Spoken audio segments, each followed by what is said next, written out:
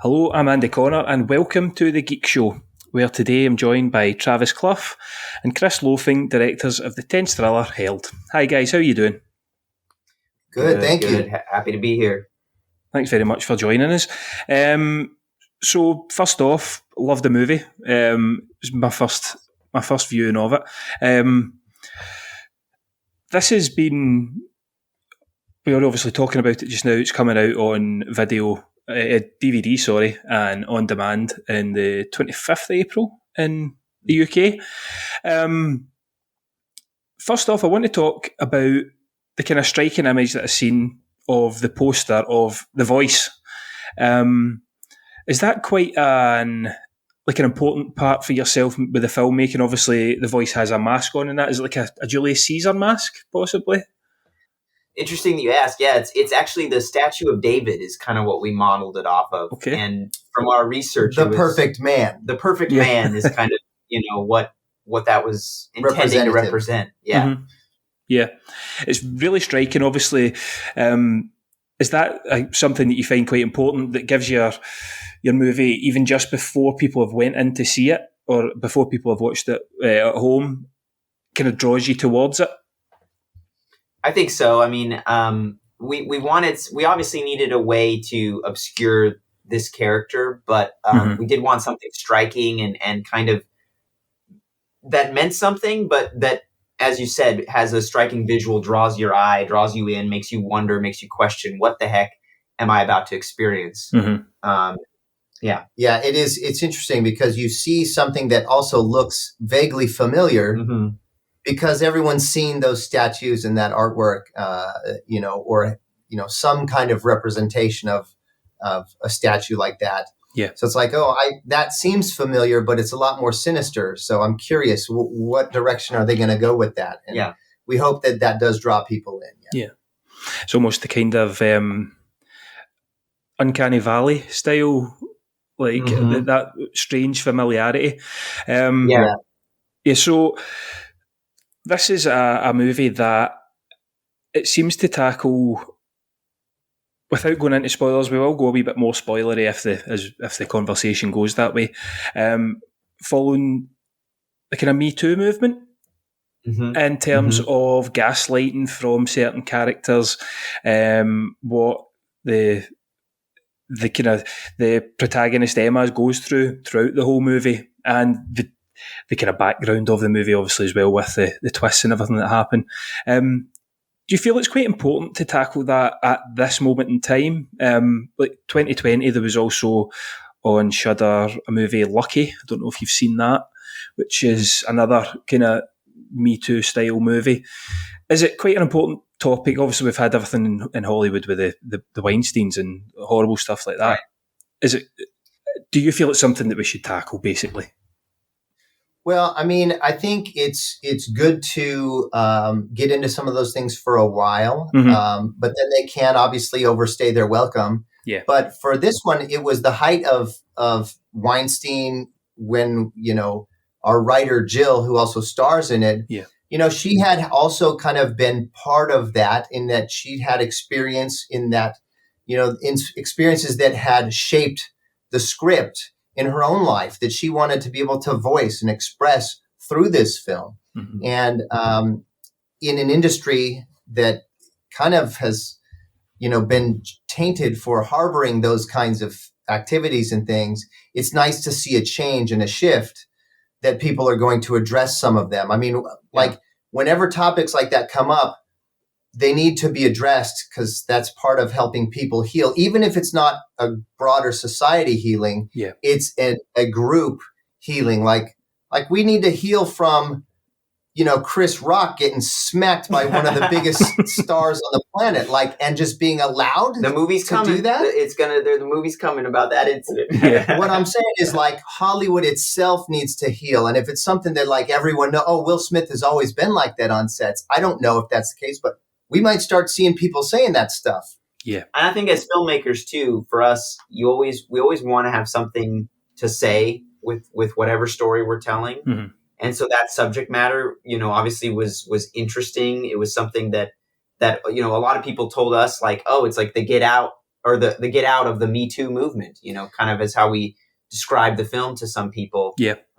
Which I think is it's got some accuracy, but it definitely was a reason to make the movie, a reason for it to exist in the marketplace. And for Jill to share her experience and her voice in a world where she otherwise felt maybe marginalized herself, for not being this A-list movie star and not getting a chance to speak her voice in cinema. And just a cool, unique take on the home invasion thriller, like usually it's kind of, we've seen the home invasions, your home and someone's coming in, but this was different in the sense that this couple is going away to a home that is not theirs and becomes trapped in it. Mm-hmm. And, the predator is the home in a way. And that was interesting to us.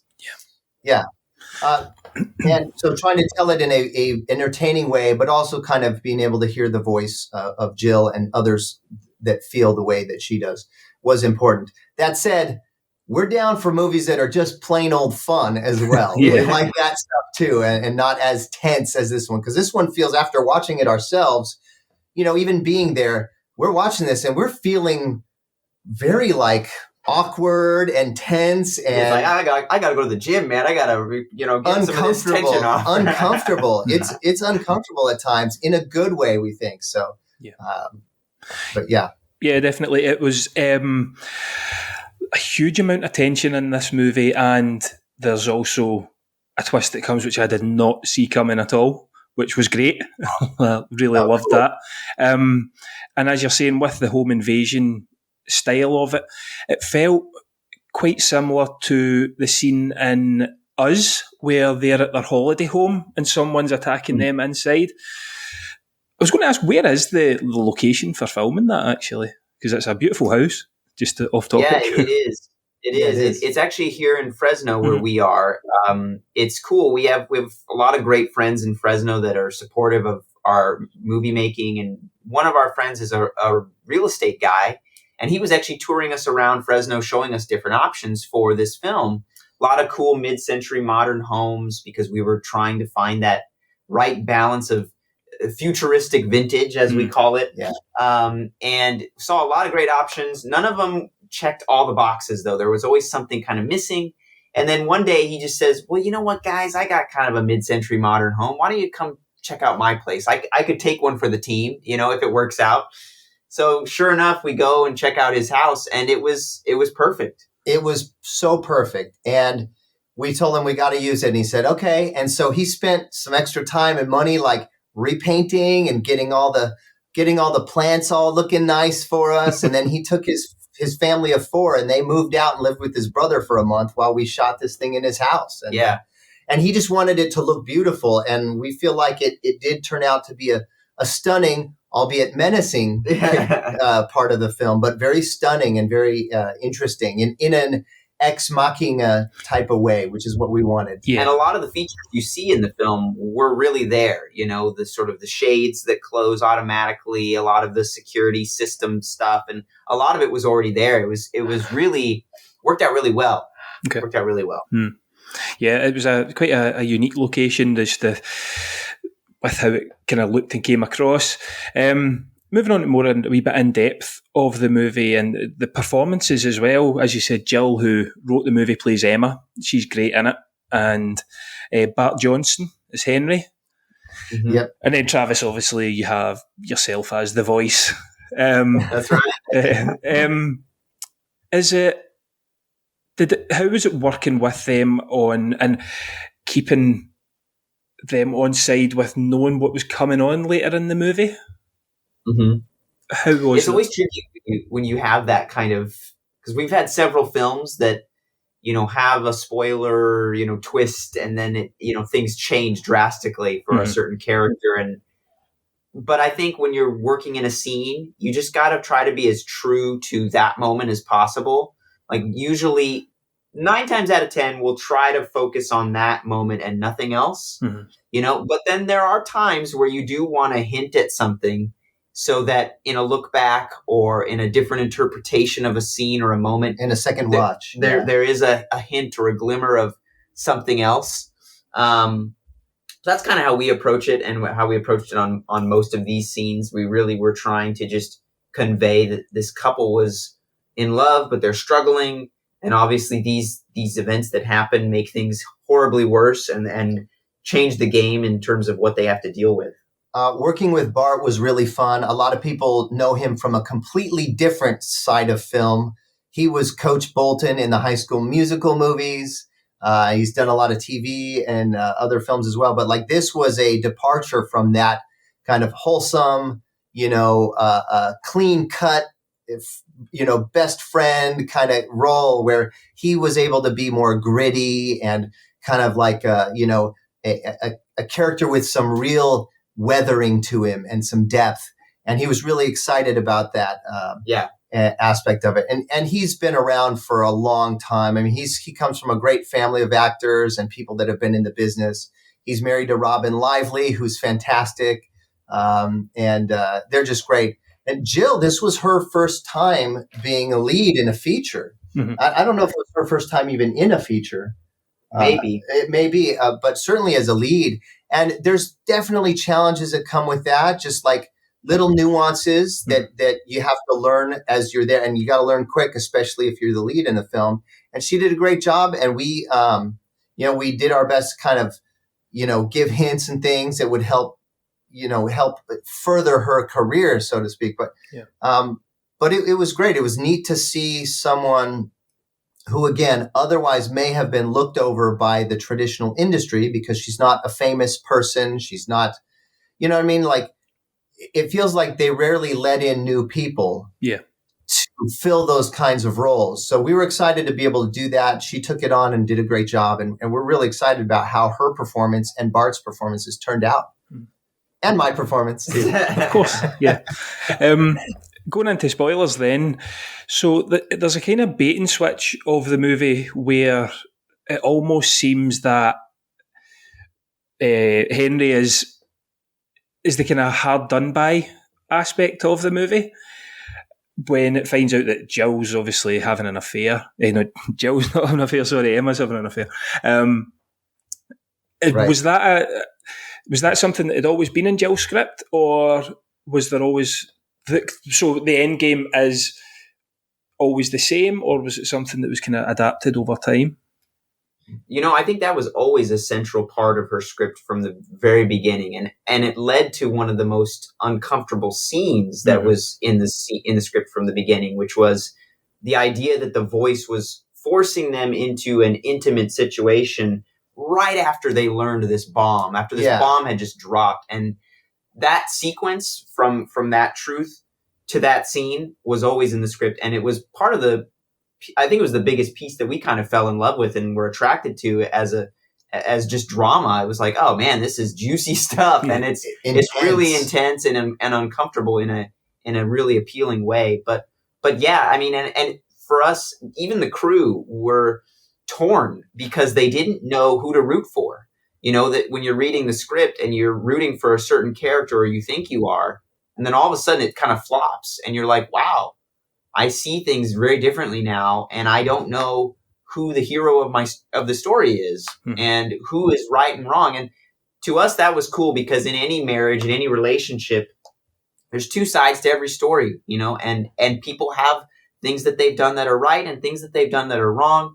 And it's always that way. And it's a partnership. You got to work things out together. Yeah. It's also interesting because a lot of times people want there to be 100% of the blame of a struggling marriage on one side. Yeah. And it's just not true.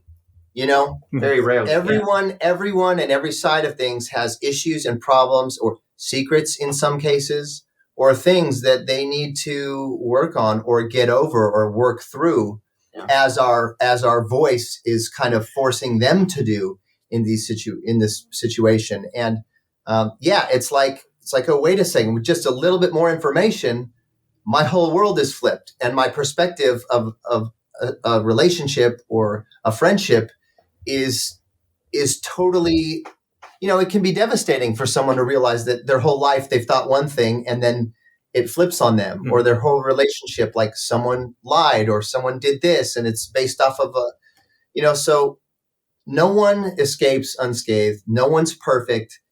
And showing that there's more than just one side making mistakes really makes it feel more grounded and more realistic, I think, more human. Yeah. Yeah, definitely. So obviously I said that earlier on that I was thrown by a twist in the movie. Coming on to that, as I said, it seemed like Henry was going to be the kind of one that you have a bit more sympathy for. Then you find out that the voice, played by yourself, is actually part of the Eden group, who are... They seem almost like these privileged, well-off men who want things back the way it used to be in the times of the TV shows just left my mind, but the like WandaVision made a kind of mockery of it. Yeah, like Leave It to Beaver. Yeah. Leave It to Beaver. Yeah. And that Henry is actually... Essentially, he is the bad guy. He is the villain, the antagonist of the movie.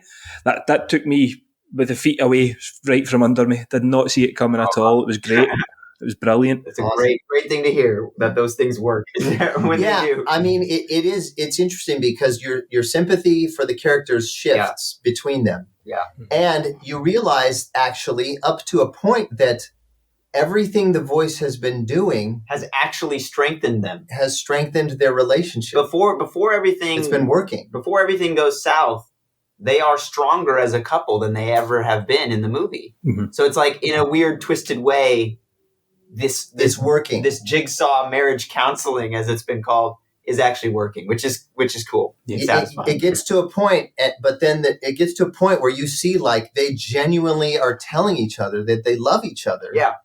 And then just one little thing kind of just, Emma's character she just has a quick flash and a remembrance of something that kind of it's a little bit of a mistake or an error on the whole plan that kind of gets her to thinking, and that's where finding out the truth. Things change and shift, and then we ultimately find out what really went down. But until that point, man, you're like, this is actually working in the most sinister of ways to strengthen their relationship and marriage. Yeah.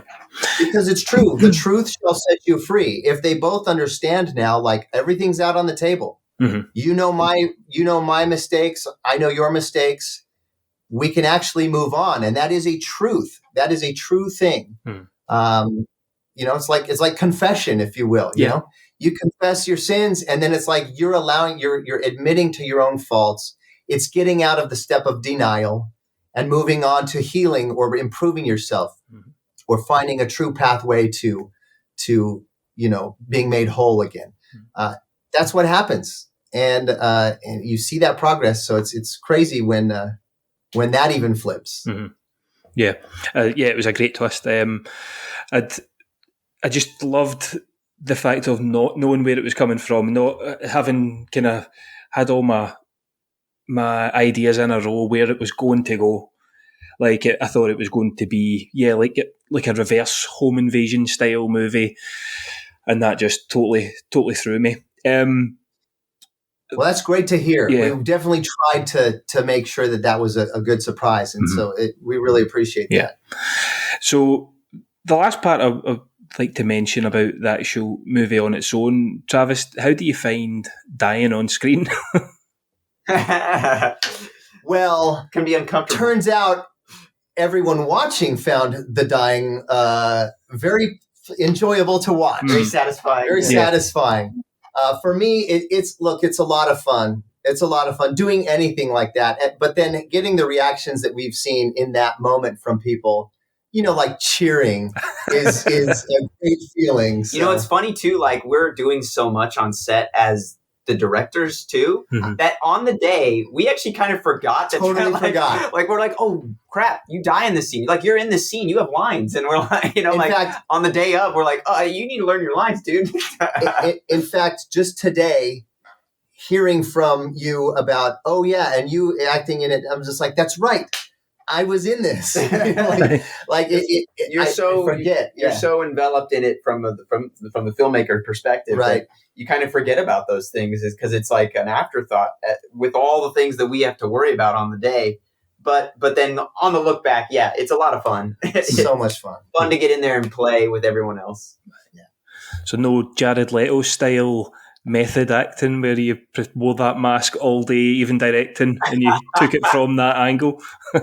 Well, I don't know, and not to disparage anything else, but I, from what I've been hearing about Jared Leto's recent stuff, it's like, I don't know if I'd want to be compared to him right now. He's in a tight spot right now with some of his films, but method acting would be fun. I just don't feel like I have the time to bring myself quite to that level with all the other things I've been working on. If you were stripped of your other responsibilities, I would get more into it. Yeah. I would want to do that. More. Yeah. Good stuff. Just a final question, just to wrap up, really. Is there any advice you would have for younger filmmakers that are trying to make not necessarily break out, but they're trying to get their foot in the door, or they're maybe looking for that last small part of inspiration? Obviously, you guys brought out the Gallows, which I'm a big fan of as well. Awesome. That had a huge impact. Like it straight away, people loved it, and you've made your own iconic character in Charlie.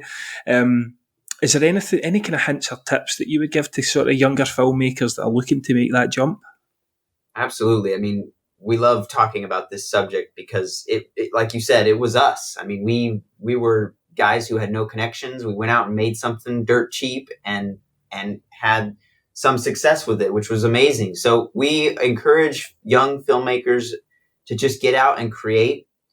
It's easier than ever. I mean, literally, you can grab your phone and go make a 4K film, and it will look great.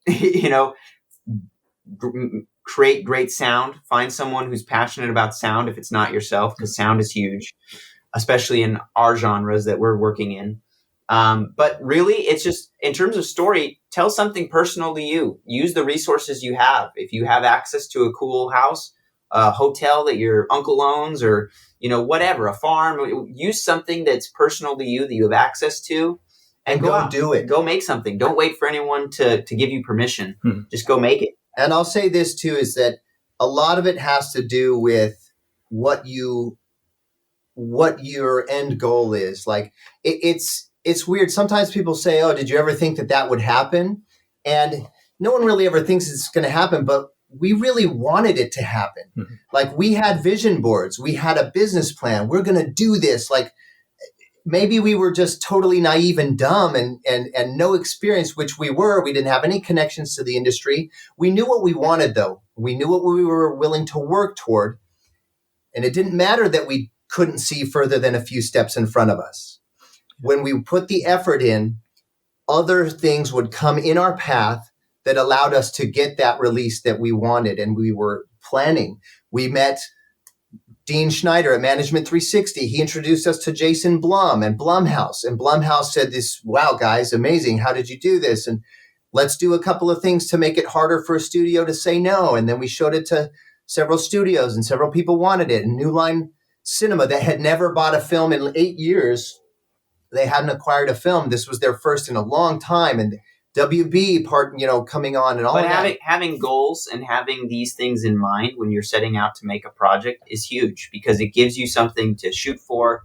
It gives you a reason to not stop until you've reached that point. Yeah. And it just gives it's a motivator to not quit until you're done, until you've made it there, And all the pieces that are missing from your puzzle, the universe will gradually lay them down on the table for you to put right into place. Yeah, you got to work for it, and you have to work for it, and you got to believe that it's possible and that it's going to happen. Those are the two keys. You can't just kind of be like, all right, sit and wait. You got to work for it.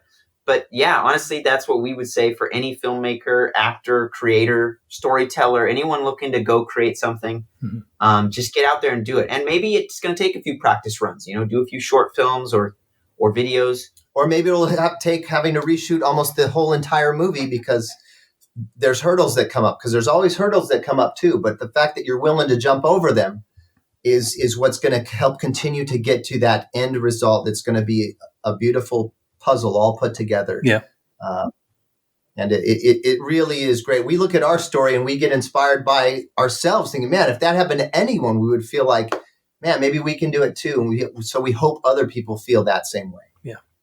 Excellent. Thanks very much, guys. What have you got coming up next? What's next on the agenda for you? We got some really fun stuff. We're actually working on a fund so that we can just go out and make our other slate of films. We've got like 7 or 8 other films that we're directing some, producing some with some really excellent filmmakers that we think are going to be really exciting and fun. But also we're working on some TV stuff as well, some streaming, episodic. And we recently shot a pilot for an action comedy series that we think is really fun. Cool. We shot that with there's an Instagrammer named King Batch. Okay. I don't know if you've heard of him, but he's been in a bunch of films recently on Netflix and some really fun stuff. Very talented guy. A lot of people don't know that he's a trained actor, but he's great. And action comedy would be a lot of fun for us. We had a great time doing this, and it'd be neat to break out and explore other genres, as well as continue to scare people. Yeah. Yeah, of course. Well, definitely stick with the horror at some point as well. If you go to that action comedy side, definitely come back to horror. Even just for me, that's fine. That's all right. Definitely. Cheers. Travis and Chris, thanks very much for your time. Good luck with everything that's going on, and obviously good luck with the DVD release in the UK at the end of this month. As I said earlier, you can get Held is released on the 25th of April on DVD and digital platforms as well. Cheers, guys. Thanks very much. You too. Thanks.